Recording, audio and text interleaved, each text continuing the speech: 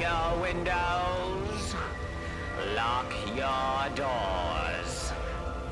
Keep your loved ones near. Time is running out. It's here for fear.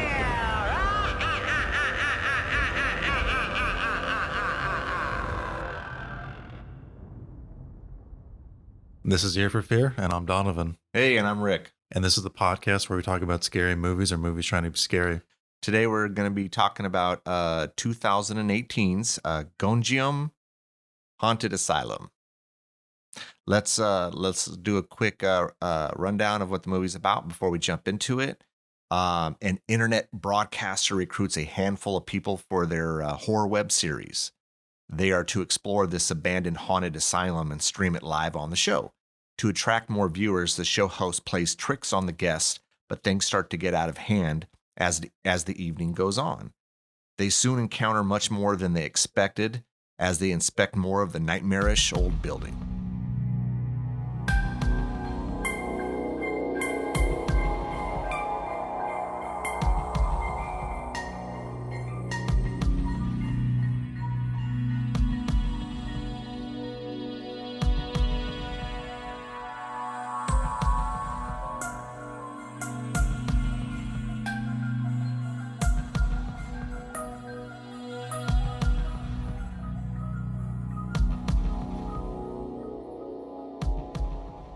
You know what I just realized is that this is the second movie we've watched in the past few weeks where it's about content creators on the internet trying to make content. We saw that last week. Was it last week? Yes, Tusk. with Tusk, yeah. Yeah, and then these guys are trying to do like a little horror show live. Yeah, I noticed that too. It's also, I just read that this is one of the top 3 most widely seen South Korean horror films. Right. One of the other ones is a movie we've done before, A Tale of Two Sisters. Tale of Two Sisters, yeah. And then the third one is Phone, which I don't know anything about. Phone? I don't know anything about it, so don't ask me about it. Okay, Phone. But it's called Phone. Okay, yeah. And that was a 2002 horror film. Oh. So we're kind of like 2 for 3 on that. Just and coincidental then, though, right? Yeah, and then Tusk, you know, we always do like these weird little like unintended connections, you know? Yeah. But here it is on this one. Yeah, we don't plan anything. We just kind of go with it, and then it's just, look at this. Yeah. Only after we've seen it, only when we're talking about it. Yeah. No, I noticed that when we were watching it. I'm like, oh, okay. You know? Yeah, and then of course, you know, they Tusk, like he doesn't die, but everyone dies in this one. Yes, everyone. Yeah, spoiler alert, everyone dies. Yeah. And you had seen this before, right? I thought you had just heard about it and recommended it, but you had seen it. No, I had heard about it, and then I had seen it, and then I talked to you about it, and then you forgot that I told you that I'd seen it. Yeah. And then I recommended for this, and then there was confusion on whether or not I had seen it, and then we were going to sit down and watch, and I was like, yeah, I've seen this before. Oh, yeah, my memory sucks anymore, so yeah. So yeah, I've seen this before, second time watching it. This movie doesn't benefit too much from rewatches. There's only like one little bit that would benefit from a rewatch, and that's like there's like 3 shots very close to each other where there's like a 5th person filming them when there's only or like there's one additional person filming them when all their cameras are like in the shot. So like who's filming them, right? Yeah. But it pops up for just a few seconds, like 3 times, I think, and then like they just call it out in a bit anyway. Yeah. So this isn't like a movie where you probably want to rewatch it because you're going to see like hidden details, but it's a fun ghost story. You know, I had a fun time the second time I watched it. Yeah. I went into this blind. I'd watched the trailer because like we said in previous episodes, I love watching movie trailers just to kind of get an idea of what it's about. I mean, I hadn't seen it. I liked it. I don't know if I loved it, but I liked it. I thought it was a good ghost story. It took a little bit to get going, which is okay. I'm fine with that, just as long as it gets somewhere, and it did. And when it got there, it was pretty creepy. There was a lot of eerie things happening, you know. Yeah, I like it. I mean, it does take a while to get to that spot, but once it gets there, I think the movie is just, you know, spooky. And, you know, in a movie like this, the performances are kind of make or break it. and their like fear is infectious. Like it spooks me just to see how, crazy everything gets and how scared they are because of how crazy everything gets. Yeah, yeah, definitely. I mean, I had a hard time at because it's subtitled. There were a couple times where I'm like looking down at the bottom to read it, and then I'm missing something that's happening above, or I was focused on the above and missed what they were saying. I don't know if it really mattered. I mean, as long as they're being scared and stuff, I don't know if it matters whether I'm watching what they're saying on the bottom there, because most of it is just, they're screaming or whatever the heck it is. But that didn't happen a lot. There was just a few times that happened. Okay. So, but yeah, I mean, I liked it. I thought it was good. I mean, I think I would definitely recommend it to someone. It has a, towards the end when it starts to really get good, not that it's bad at the beginning, it just takes a little bit to get there. There's a lot of scary stuff that's happening, yeah, a couple things, reminded me of, like, I think I could say like Blair Witch, the whole girl kind of with her, I think it was with her back turned to us, kind of in like by in this room, and that kind of reminded me a lot of Blair Witch. But I mean, I don't know if that, if they were really trying to steal from it or something. I mean, it's just whatever, I don't know why the first thing would be to steal. Like, who cares? Everyone borrows from borrows, I someone. guess borrows would be the word. And it's impossible these days. I mean, this is probably true. I mean, this is more true as time goes on, but we come to a point where ideas just become exhausted, or we've seen it before in a successful movie. And Blair Witch was anything, well, it was nothing but successful, right? Yeah. People talked about that movie for years. People still talk about it. I've never seen the movie, and I can tell you what happens through most of the movie because I've listened or watched so many people talk about that movie, and I know what shot you're referring to. Yeah.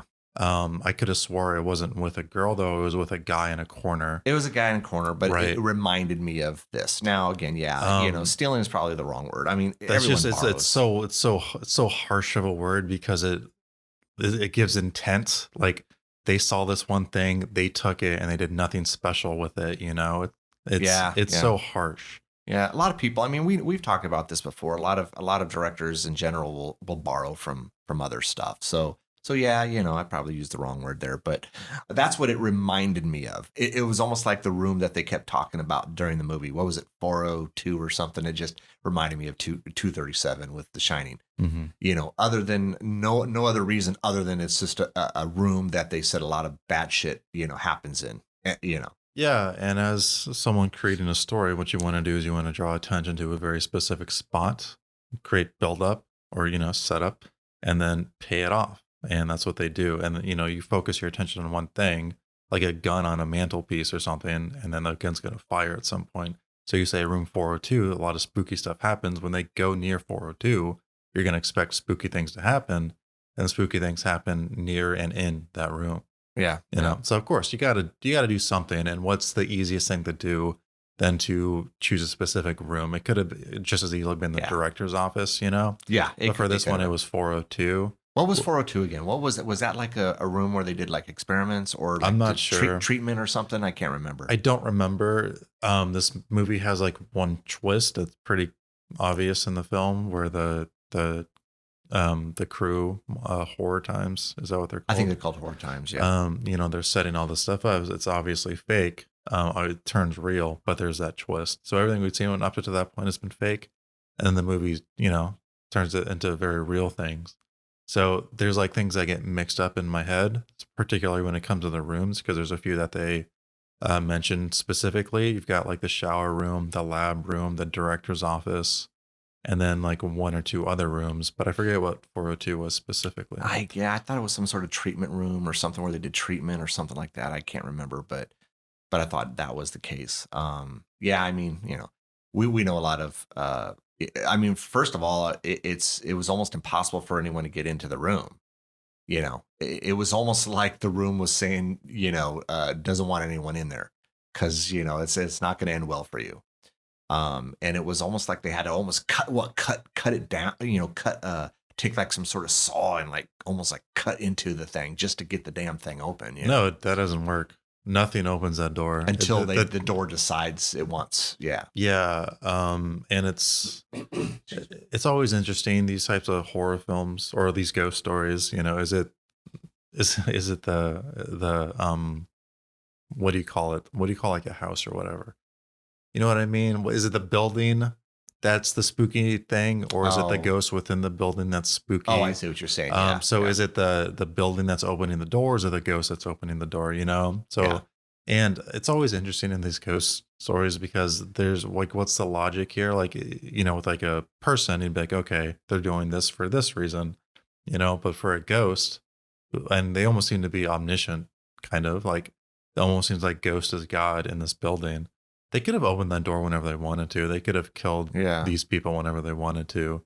So, you know, it's the logic of the ghost stories that I feel that are just a little bit strange, but as long as it's being spooky, it's okay. Because they could have at any point just like, it almost feels like the logic of these is it's just to torture them, I guess, is the point that I'm trying to make, because otherwise there really isn't none. So it's almost like the point of these ghosts to make them frightened and tortured in that sense, and before they, you know, inevitably kill them. But we don't actually know if they're killing them. I think there's only one on-screen death, and that's the director or the captain at the very end. I don't think we see anyone else really die. We just see them kind of dragged or turned, I guess would be the word, right? Yes, that's almost like exactly they're possessed. Right. And I'm not sure what's happening to them at that point. I guess they're effectively dead. But we don't know what actually happens to, let's say, the vessel of their body, in a sense, or what happens to their soul, I guess you could say. Yeah. So it's like, but, you know, that's okay. It's okay to have like a sense of mystery in what's going on, because, you know, at the end of the day, it's a ghost story. It's meant to spook you. And it doesn't have to be commentary or anything special about it. Yeah. And I think, I'm sorry. Oh, no, that's okay. One more thing. And I think this does a good job at being scary. It's being spooky. It does. I mean, I'm a sucker for a good ghost story. I've said this before. You know, I love campy. I love ghost stories. It doesn't mean I don't like all the other ones, but if I had two favorites, like subgenres to the horror, ghost stories would definitely be one, and I love them.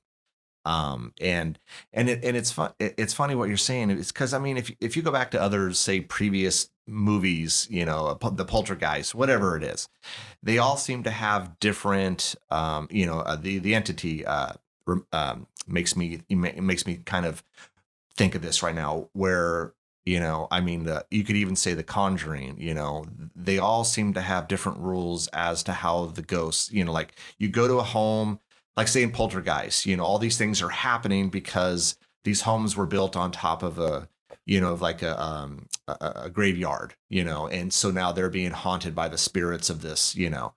But if you go to other, like say the entity, it follows, it almost attaches to this woman, and it follows her. And obviously there's no particular rules to it. It's like we talked about werewolves and vampires and what are all the rules. And it's like, well, you can kind of make your own rules up, you know, and I like the idea that with this one, I mean, it's a haunted asylum. So, you know, everything that's going to transpire is going to be on the grounds of this building.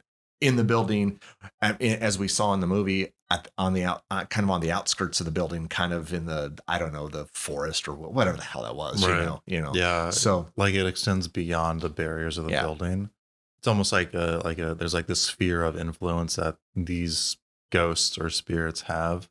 And I think there's like this implicit rule that I think most ghost stories follow, is that if there's like a haunted or tortured spirit or whatever in a building, it's like of that building, you know, they're kind of like intertwined in a way that you can't separate. And I think that's true for most ghost stories. And like It Follows is kind of the most interesting one because it follows that person specifically. Like there's a connection there that you can't break.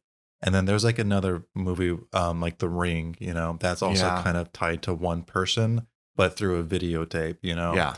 So I like when there's like little variations in that idea as opposed to it just being a haunted place. Yes. But this is definitely a haunted place ghost story. But I love the idea that when they get out of this building, the two women get out of the building. I think, you know, if I'm them, I'm thinking, okay, oh God, we're okay. and then you're not, because now you're out of the building, but this thing is still attached to you or following you. Yeah. And it's just What they didn't take into account is that like the haunted asylum, Gonjiam, is not just a building, it's like the entire grounds too. correct. So Correct. I mean we Yeah. saw the underwear on the tree.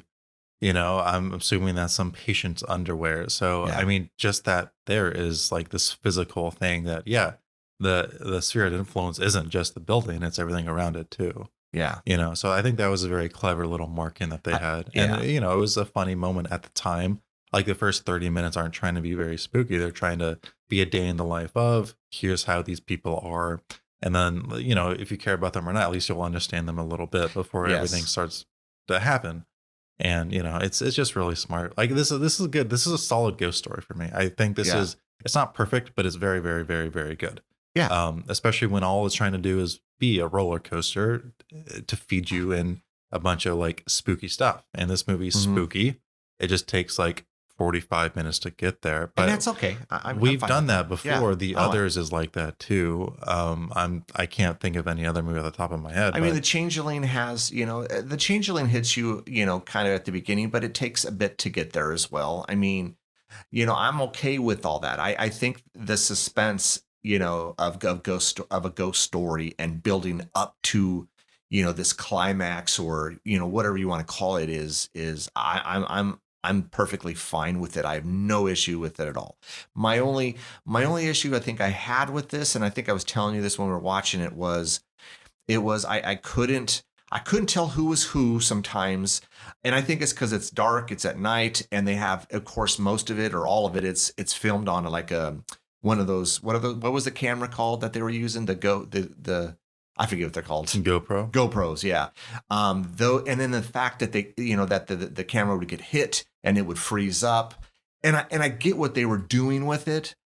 They want to give that impression that everything is being filmed with this type of camera, but it became annoying for me at times because then it kept like it would freeze up and then it would freeze up again. And then it, like I said, I understood why they did it. I just wasn't a huge fan of it. Like maybe less of it would have been better for me. Really, other than that, I had no other issues with the movie. I thought it was good. Well, it's a pretty minor issue. It is. All things considered. Yeah. I definitely won't disagree that it's maybe just a little bit overused. And if you're watching this on like a streaming service, like on Amazon, which I think is how we watched it, right? Yeah. It's like, oh yeah, is something wrong with my shit? Yes. It's kind of like a Sopranos moment, like will my TV just go off or whatever?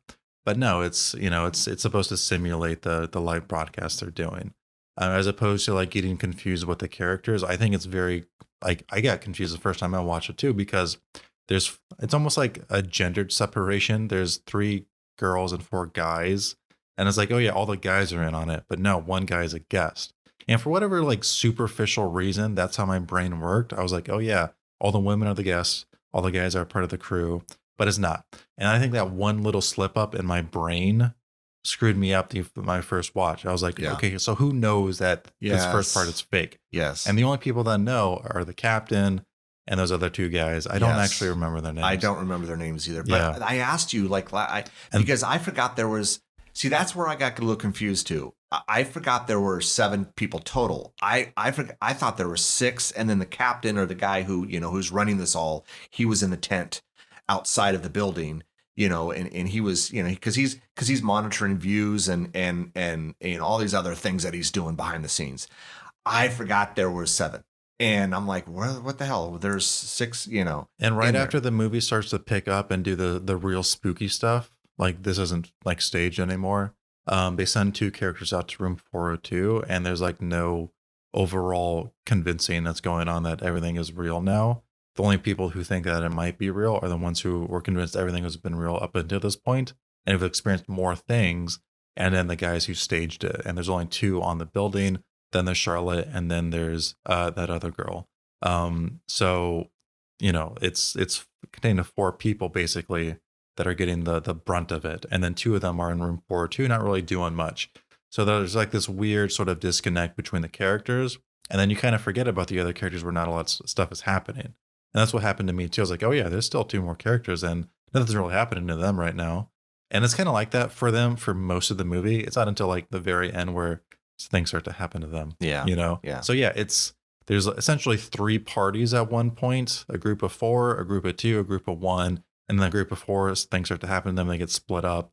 And you know, like, yeah, I can see why you'd get confused. I get confused the first time I watch it. Second time I watch it, 0 problems, like at all. Yeah. I think the movie also does something a little bit clever in the very beginning, sort of clue you in on who is on it and who isn't on it.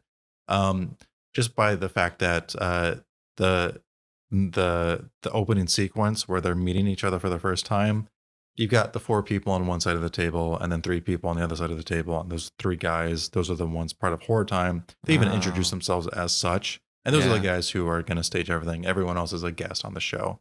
But if you don't like make that connection at the very beginning, be like, oh yeah, maybe these guys even know each other, you know? Yeah. Or they have some sort of prior relationship and everyone knows that it's fake or whatever. And they're just all really great actors. But, you know, there's definitely sort of things hidden under sort of like the text that you just kind of need to pick up. And if there's like any one thing that you kind of miss, because a movie doesn't pause for you, it's easy to miss things despite how smart or astute you are. Then yeah, you're going to have a slip up, you're going to trip up, and then you're going to be set behind. Then you're going to be playing catch up, and that's hard, especially in a movie in a language you don't speak naturally. Yes, that's what I found yesterday when we were watching this. I was like, I think I paused it a couple of times to ask you questions. I'm like, what did I miss here?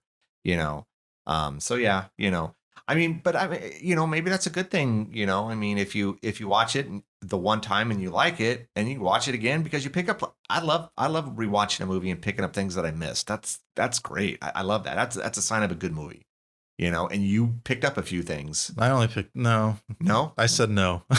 You didn't pick up anything? No, I didn't pick up anything. You know, we did freeze it on the one part, and yeah, but these are all things that the movie explains to you. There's that one part where there's like someone filming them that's not there, right? And the movie points that out, and then there's that part in the text where it changes from "Let's live" to "Let's die." That's also something that in the movie it shows you. So there's nothing. There's no. So hidden, nothing that you picked. I was even looking for things as I was watching it, and was there something hidden in the frame? Anywhere, and there isn't. There's nothing hidden in the frame. Okay. So this is again. This is like a bare bones like ghost story. It's just very very competent, but there's nothing like hidden in the corners of the frame that's hiding. You know, waiting for you to be found. There's not. But it's solid. It's good. It's just good. Yeah. No, it is, and I guess the point you're trying to make is you followed it a lot easier the second time around. Mm-hmm. I had the same issue yesterday that when we watched this, you had the first time you watched it, and that's okay. There's nothing wrong with that. I mean, because I still understood everything that was happening. You know. So, yeah. So anyway, so let's kind of jump into it. Let's dive into this thing. Do we want to start at the beginning or just kind of get to them at the asylum itself? I mean, dude, we could even go through the first hour really really fast. They meet up. There's Horror Times, the three members who put on a horror show. It's typically not live, but they want to do a live version because they had seen some other content do a live show, and they basically made half of the revenue for every viewer. So they had 1 million viewers. They made $500,000 essentially. Yeah. So they want to do a show, try to get 1 million viewers, make 500,000 in ad revenue. Yeah. That seems crazy to me, but okay. Yeah. And then they're going, I think maybe a regular part of the show is to have guests as part of the crew because they want natural reactions. So they hire 4 people, or they put out feelers for 4 people to come on this special live show, and they get 4 people. And that's where you meet those 4 guests. They all meet up. They have a getting to know you type of thing. They have dinner, have some drinks. Yeah. And then they go to the asylum on their way there. They've got time that, they're not going to shoot during the day. So they have another little fun session. And all this is just get to know the characters. Sure. And for them to get to know each other. Character build up. Yeah. I get it. In a very, very competent Spielberg-esque, well, it's just like a movie where the writing's like, just like punchy. This would be the part where they set up the character relationships and then how that will impact them when the spooky stuff happens. That doesn't really happen in this movie, and that's obviously like a very nitpicky fault. Not really important, but let's just say like the nurse and that other timid guest guy. Yeah. Like they obviously had like an antagonistic relationship right at the start. They did, but you don't really see that in the scares later on. And that could have been a great moment or, a great setup for that to happen, but it doesn't. I thought that was going to happen because they did a lot of that at the beginning. And this is all nitpicky stuff. Like it doesn't like there's some failings in the movie, but it's all kind of nitpicky. I think it does everything else pretty well, particularly in the way it quote unquote kills its characters. It's just like the moment up until the quote unquote kills are just so like effective for me that I can overlook it. Yeah, but it doesn't take away from anything. It's not taken away from it, so it's fine. So they get to know each other. They get to the asylum. They set up the tents. They eat some ramen. The two crew members, besides the captain, they go in and set up the cameras within the asylum. Luckily, they don't experience any ghost stuff. Convenient, huh? Yeah. In a typical, in real life, it would be like, yeah, obviously there's no ghosts, so that's why they don't experience anything. It could also just be like, oh yeah, it's not like midnight or whatever. That's when the ghosts come out. You think? You think that's the explanation to it? Yes. So then, it's time to get going. And then they walk to the asylum. The only person that's staying back is the captain, who's sort of intercutting. He's playing the maestro in this orchestra, right? Yeah. He's going to direct them and then on the live feed, show them which shots, I just said what he's going to do, right? That's what he's going to do. Yeah. So, and then of course he's also going to make sure that the two crews know how to stage. He's going to feed them their lines or whatever, So there's that. Yeah. That's a setup in the movie. And then the guests and the two crews, so 6 people total, go into the asylum.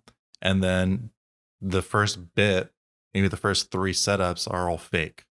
When we get one with the holy water actually isn't real because Charlotte brought it and Charlotte believes that stuff. Yeah.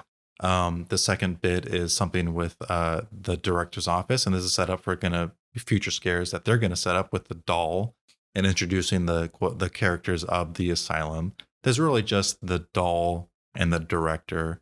Everyone else is just kind of like just a rando character. It could be any type of spooky or like patient, and then you got the red strings, I think that's most of the fake stuff. I think right? that's most of the fake stuff. Yeah. And then you've got the stuff that happens in the lab, which we don't come back to really, with the the chicken. That stuff is all real, but in that same scene is with the doll again. Yeah. So and that's going to move later.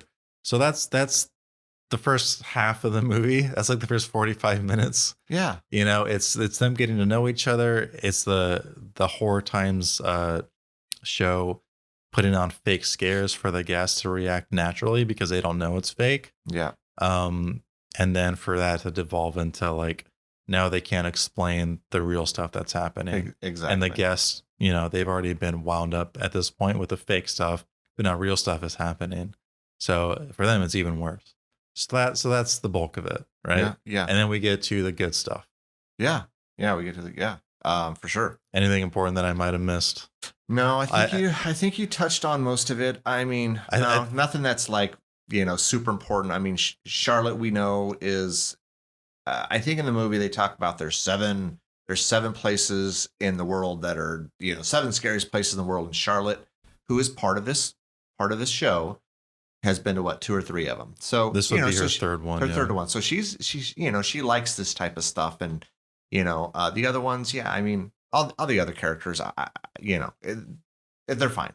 I don't think we really need to get into the backstory of them. I don't think it's super important. The only reason I mentioned Charlotte is because this is she'd been to a few other places. She's really into stuff like this, and so Yeah, the backstory the movie doesn't really care either. They give you like a quick line or two when they're getting to know each other. One's a nurse.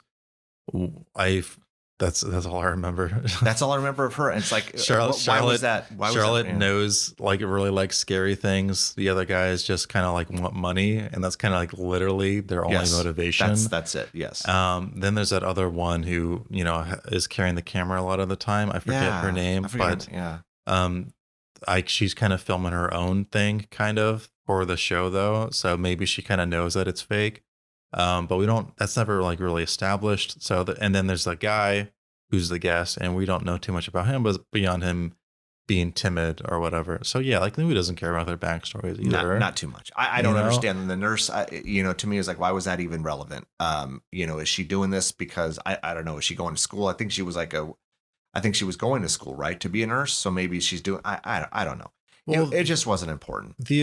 For them, for their motivation to be there, it's, they're going to be on a show that they probably like, and then they're going to get paid to do it, and it should be fun. So there's like a bunch of reasons for like the guests to want to do it. Yeah. And Charlotte probably is a fan of horror times, but yeah, none of this stuff is explained. And again, right? like I said, it's not like super important. Charlotte does seem to be. Do you think that she speaks English very well, so I don't know if I don't know. I could have swore there was a moment where she had like grown up in America. Is that right? Okay. Mm-hmm. You may be right. So, anyways, again, not super relevant, but just little things, So yeah, no, I think you hit on everything. I mean, the first, like you said, what hour? Probably an hour is all of that. Them going through the asylum. We know some of them know it's fake, others do not. So, I some of the reactions, are scary. The one reaction when they went into the room and there was God, what was that? It looked like, was it a big bath, or it was a circle and it had water in it, and it looked like someone's head was floating. And the guy's reaction was very real. He scared the hell out of him. Yeah, because he wasn't in on it. He wasn't in on it. He believed all that. But that, those types of reactions, they sell the movie. They sell it. Yeah, when you're watching it, and the sign of a good ghost story for me is if the hair on my arms stand up. And there are several movies along the way that I've watched that do that, and this did this a few times. And it didn't hurt that I'd never seen it before, so I didn't know what to expect.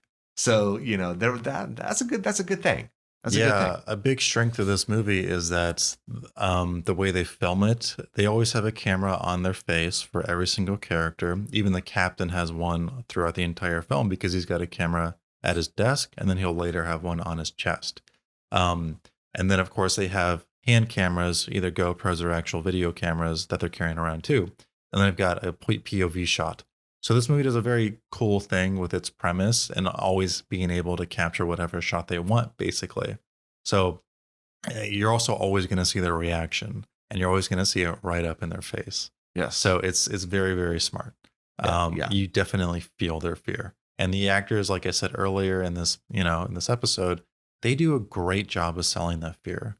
Like I already knew everything that was going to come, and I was still like, holy shit, this is like insane. So yeah, it's great.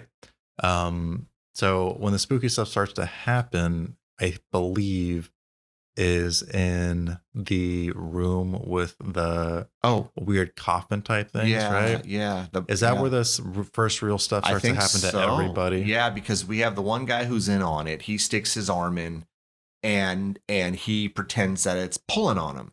Well, we find out that he's faking it. So then the other girl, or one of the girls, goes, well, let me do it, because he's going to stick it back in. Well, she just doesn't want him to stick his arm back in. I think she's believing it too, but it's not maybe clear. Maybe she might be into, like, she might think it's fake too, but we don't actually know. The movie never explains, she never like gives a definitive answer on it. And then she, but she just doesn't want him to stick his arm in. Yeah. I think at this point, I think the movie's leaning to her believing it. But it's up in the air.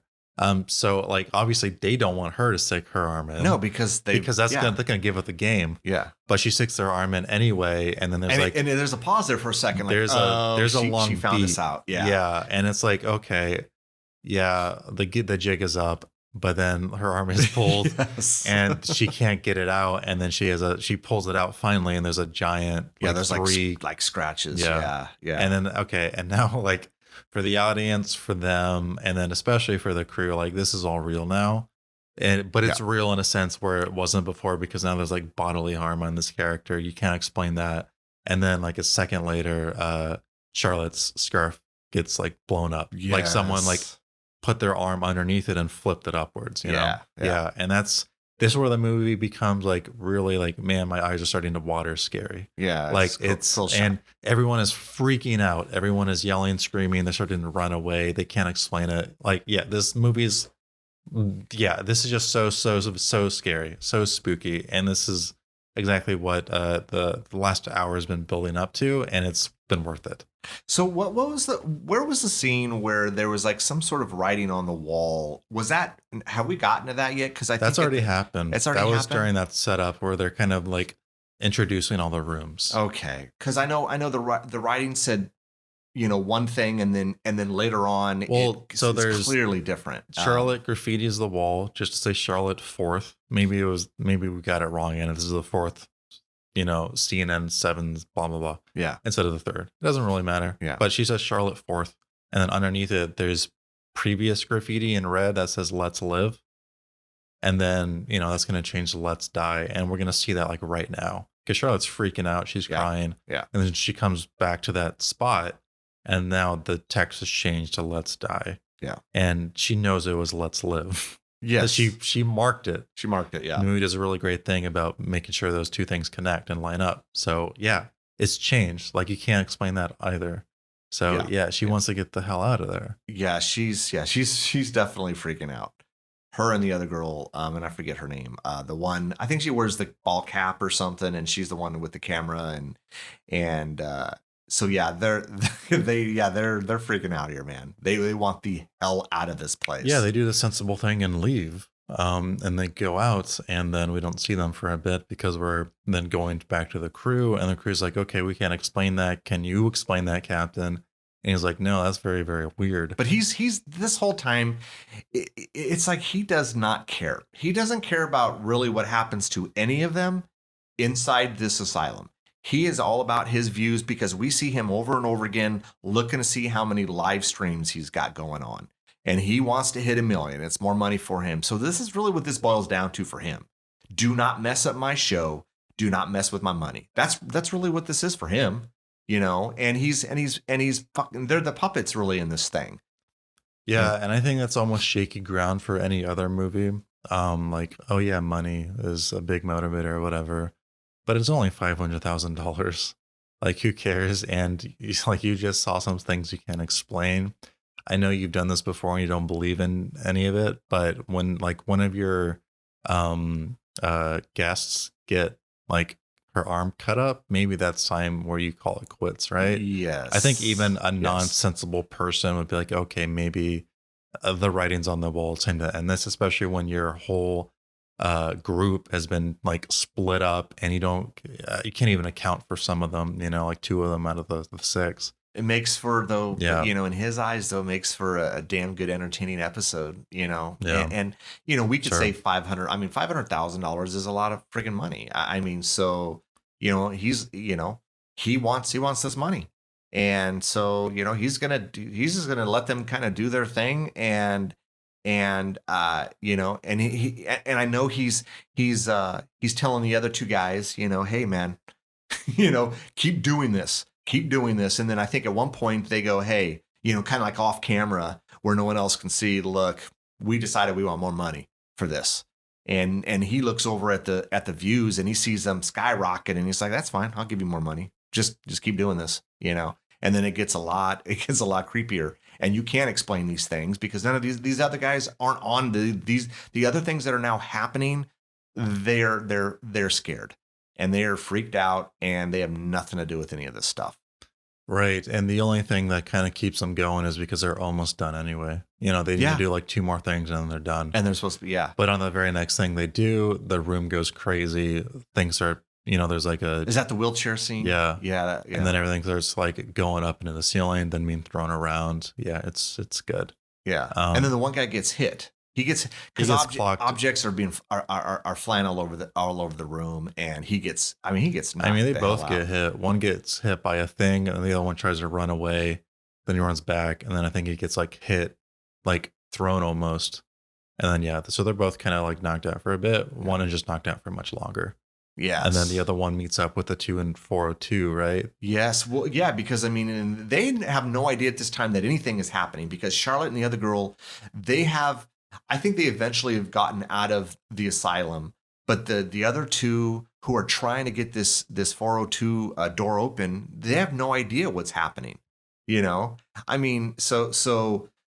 Charlotte and the other girl, God, do we know her name? We don't know her character's name. They end up out of the asylum, I don't know if they ever think that they're okay, but I mean, they got to feel a lot better now that they're not in this thing anymore. But then they're trying to get back to the tent where the captain is, and they go around in circles. They keep seeing that, the underwear that they'd showed earlier on that was tied to the limb. And then all of a sudden they're looking down, and there are all these objects that were from that one room that were inside of the asylum.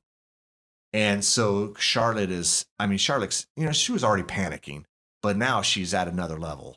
And then the other girl, I think she isn't hearing from her. And so she's, she points onto the with either a flashlight or the camera on her, and she's got her back turned and she's not moving. And, Charlotte goes over to her, she turns her, and then we know that she's, I don't know, the black eyes. Is she now possessed? Is that really what's happening here? Is that what you call it? Possessed? At the very least, yeah. Yeah. And then she starts making that, kind of very. Her eyes go black. It's very scary. And what's that noise that she's making? It's almost like a clicking noise, We've seen it's like it's like a combination between like clicking, like slurping, like weird mouth noises with her tongue. Yeah. Yeah. It's frightening. It's definitely frightening. And then she ends up, I think she starts running, and she sees the tent, and she's thinking she's okay. And then she gets into the tent, but she kind of turns black, and it's really almost like the asylum playing tricks on her. She's not in the tent. She's back in the asylum in a room where, it's of course it's dark. She sees a figure over there in, I'm not going to call it the corner, but it's further away. It's a figure, and she's trying to get the scope of the room. She sees where the door is, so she's trying to get out. But then doesn't she see another character at this point? It's in the far distance, and it looks like they're probably nude. And it starts, and it's kind of standing there, right? And then so she's looking at the door. She looks back, and she's hearing noises. So as she moves, this figure in the distance starts moving, and that's a very effective take. Mm-hmm. That had me scared. Yeah, that had me scared. It's like she has nowhere to go. The door's going to be locked. Like, you just kind of have to sit with it. That's just scary, like her, like you don't know what's going to happen, but something's going to happen. You don't know when, and you're just nothing you can do about it. You're helpless. Yeah, you're helpless. And that's the movie does this so well. Yes, it does that throughout this entire last half. I loved it though, as like she would creep towards the door. She would keep looking to kind of see where these figures are at, and then we hear just a faint. Like if a person is dragging their foot and they're walking. Well, that's what's happening. Yes. No, I know. But we don't know that's happening until we see it. But it's the fact that it's pitch dark, and she hears this noise. Of course, then she moves over the camera with the light, and then of course we see this figure moving with her, and that's Mm-hmm. And then of course there's the other girl who's been possessed. She's also in the room. That's also something she has to account for too, because yes, yeah, man. You don't know what's going to happen with her. I mean, it's very terrifying when you're in the dark and you're in a, it doesn't matter where you're at, but when you're in an asylum, it's haunted, and all these things are happening you can't explain, and now you're in this room, this very large room, and it's dark, and the only light you have is on this camera, and you got two. Man, that's terrifying, man. And it's like I said, it's executed quite well, Yeah. So we know that she gets it here. She gets that the figure that that's in the distance. It's basically naked. Comes at her, and does it take her away? Does it drag her away, or does it just take drags her to some? We don't see. We don't. Yeah, see we it. don't It's know, just, man. yeah. We don't see anyone die except for the captain. Yeah. Mm-hmm. But so she's gone, and we go back to room 402, where the one guy, he's basically met up with him, and he's freaked out. He was part of this whole thing the whole time, and now all these things are happening. He's scared shitless, and but they're still trying to get that door open, and then they're hearing noises, and the whole the director of this asylum was a female, right? And the story is that did she kill herself? Yeah, after all of her patients had died. Am I right on that? Okay. Yeah. Okay.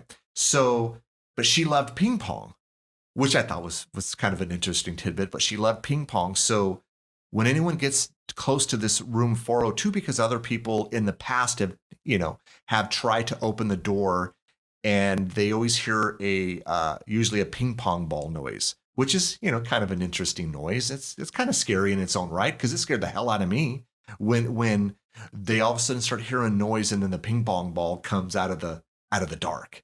That got me. Yeah, it got me again. I forgot that happened. And Yeah. It got me again. Yeah. Yeah. So It's not even like most movies would just like have the ball like bounce.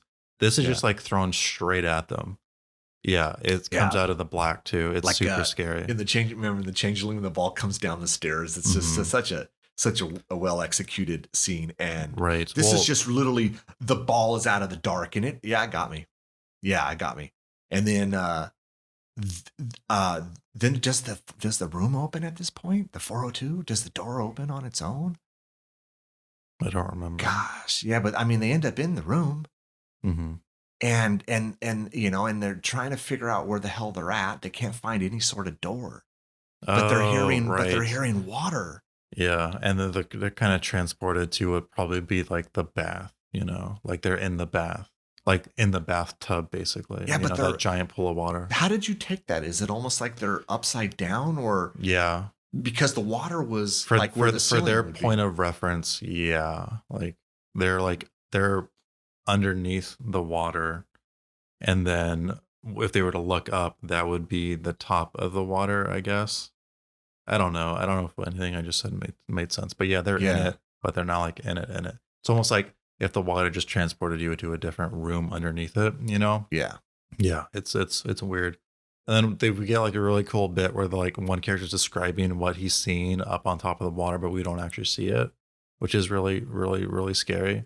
And then we actually get to see a little bit of what he sees through the camera in the room. Yeah. And it's cool.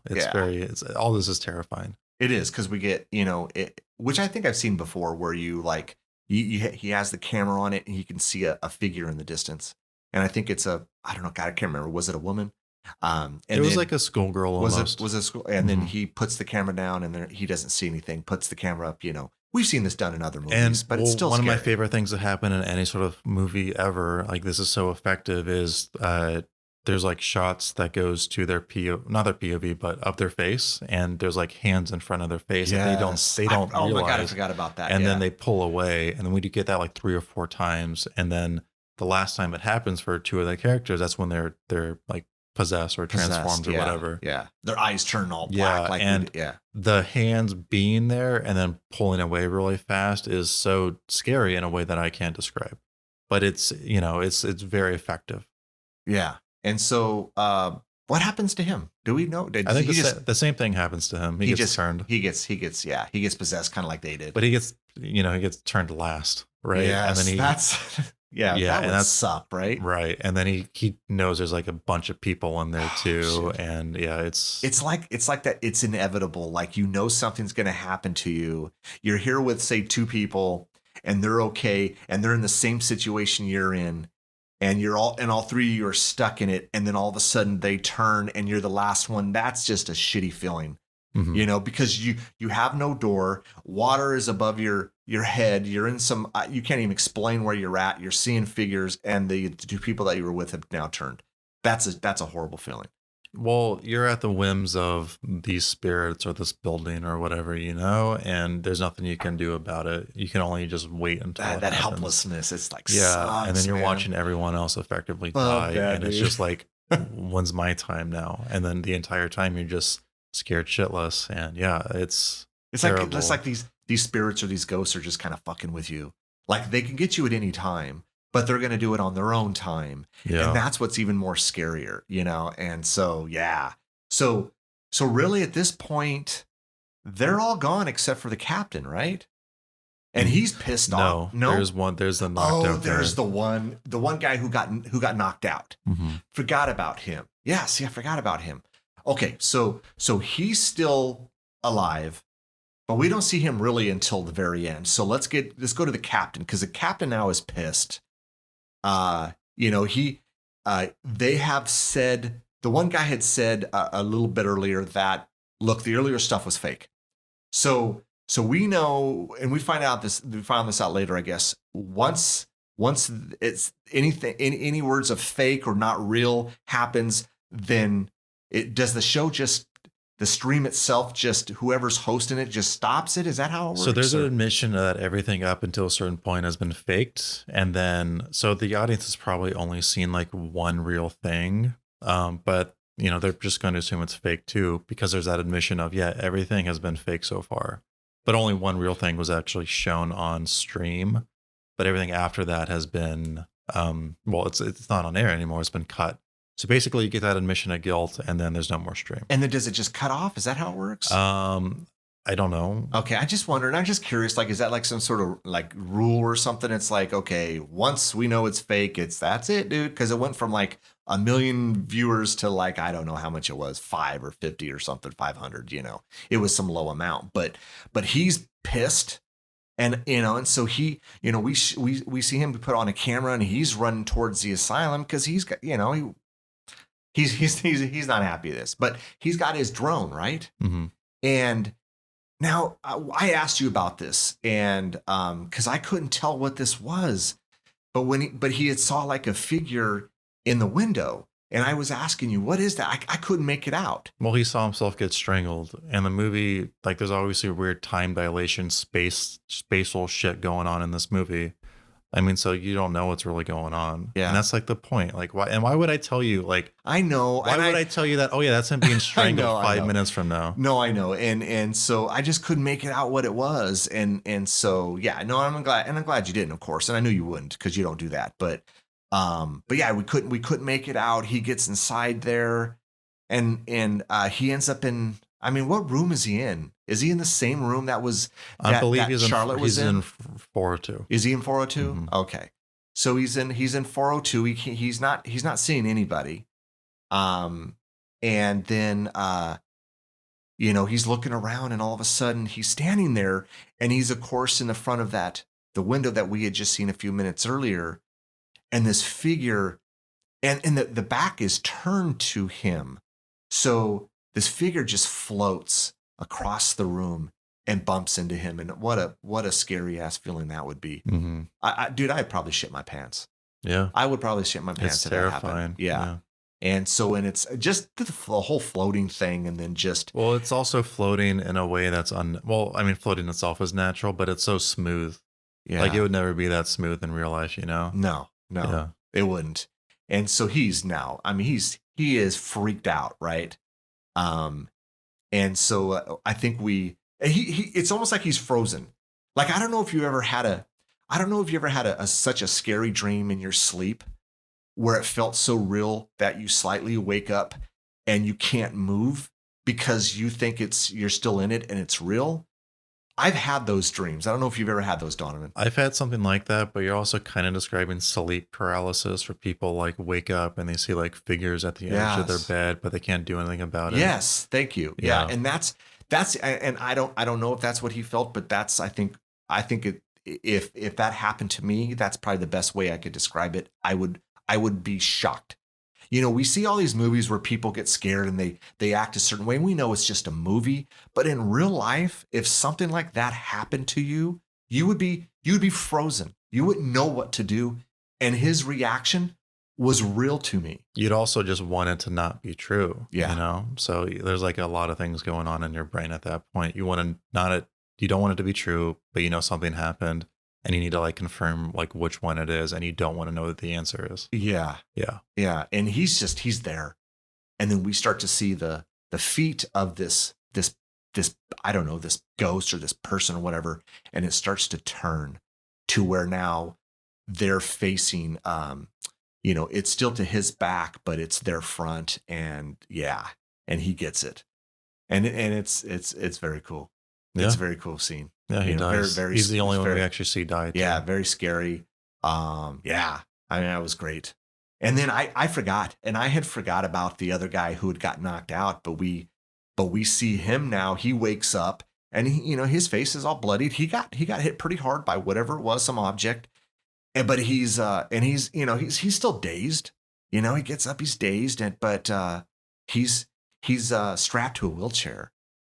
You know, and then we see, you know, like it kind of pans out, and we see the wheelchair move, and it goes. I think it just goes down the hall into black, right? It zooms down there, yeah. Yeah. And then he gets like tossed into 402. Into 402, yeah. Yeah. It's yeah, man. It's like I said, it's very once this thing got going and it got into the, you know, into the real stuff, that of course, you know, the stuff earlier on was fake, but it was still kind of scary because we didn't know. I mean, we kind of did, but we didn't. But when it got into this other stuff, yeah, it was scary. It was definitely effective. I had, like I was telling you earlier, I had a lot of times where the hairs were standing up on my arms, and that's a great sign for me. I mean, you know, when it does that, I am legitimately scared, and you know, and it doesn't happen a lot with me with movies. But this got me. And I enjoyed it. It was good. Like I said, was it great? No, but when I sit to watch these types of movies, I want to be entertained, and this was very entertaining. So it's a very effective movie, and I would absolutely recommend it to anyone. You know, I'll probably text Morris later and tell him to check it out because I think he would dig this. You know. Yeah, that's high praise. And I like this movie quite a bit. Yeah, and I know you liked it a lot. So I know you would absolutely. I mean, you know, you recommended it for this episode. So, I mean, I know you. If you had seen something and didn't like it, there's absolutely no way you would recommend it for an episode. I just don't see it, you know, so it's high praise, you know. So anything else? Did we miss anything? I think we hit just about everything, right? There's nothing else I want to talk about. It's a No. good movie. Check it out if you haven't seen it and you're still interested after this episode. Yeah, for sure. I mean, and don't read anything on it because What do you mean don't read anything No. on it? We just talked about the whole no, movie. what I'm talking about is I know some people will say they come across our episode and haven't listened to it yet, and they might jump on the phone and go, oh, it only got this on IMDb or this on don't do that. I'd say just, you know, hey, listen to our, watch it, then come back to the episode if you don't want everything to be spoiled or ruined. You know, we definitely are going to talk about everything, and you know, there's always going to be spoilers in our episodes, but yeah. So nothing else you want to talk about? No. Cool, man. Well, I think that's it. That's going to do it for today's episode. Join us next week. We're going to be talking about 1988's The Blob, and stay safe. Take care. Thanks again for listening. Make sure you tell everyone about our Ear for Fear podcast. Don't forget to follow us on Facebook, Instagram, and Twitter at Ear for Fear. You can also check out our website, earforfear.com. There you can keep up to date on news, events, and episodes. You can find us wherever you listen to podcasts. We hope you come back and get an earful.